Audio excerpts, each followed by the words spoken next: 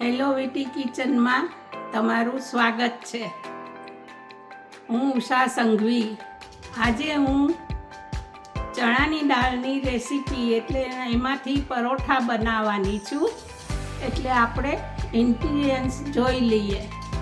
આ ચણાની દાળ મેં 1 વાટકો પલાળી છે 7-8 કલાક. એમાં થોડોક ફુદીનો અને નાખેલો છે. આ ઘઉંનો લોટ છે પરોઠા ઉતારવા માટે 1 બાઉલ ભરીને. એક મીડિયમ સાઈઝનો કાંદો છે,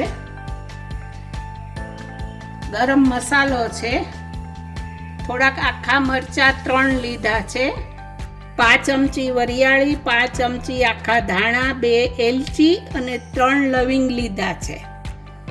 આ એક લસણ આદુની પેસ્ટ છે, અડધા લીંબુનો રસ છે, 4-5 પાન લીમડાના છે. પહેલાં આપણે મરચાં, વરિયાળી, આખા ધાણાને બધું શેકી લઈએ. 5 ચમચી તેલ મૂકીને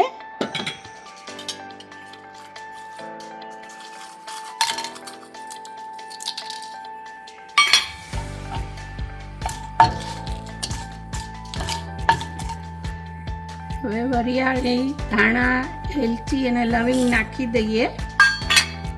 શેક સોતળાઈ જાય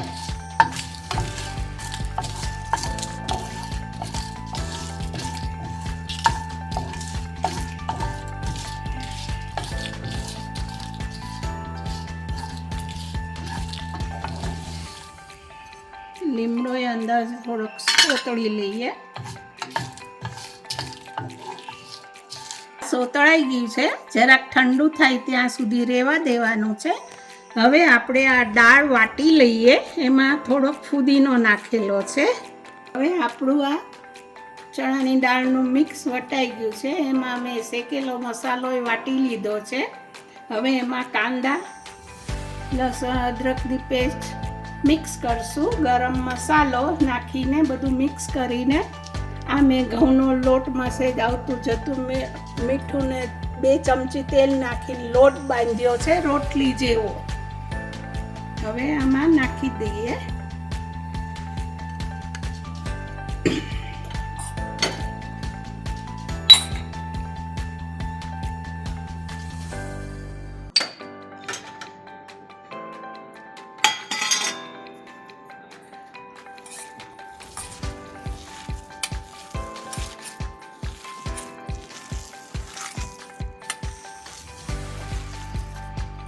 બધું બરાબર મિક્સ કરી દેવાનું. હવે જરા મીઠું નાખી દઈએ સ્વાદ પ્રમાણે.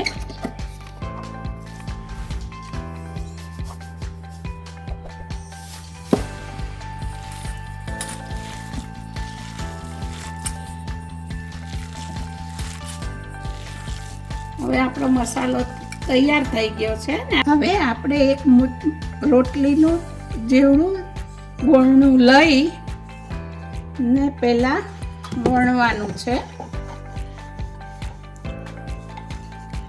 આટલું વણી એમાં આ પૂરણ મૂકવાનું.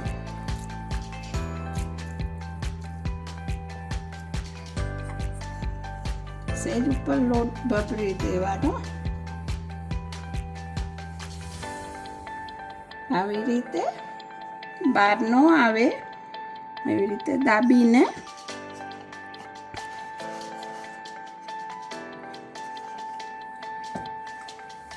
હવે વણી લેવાનું.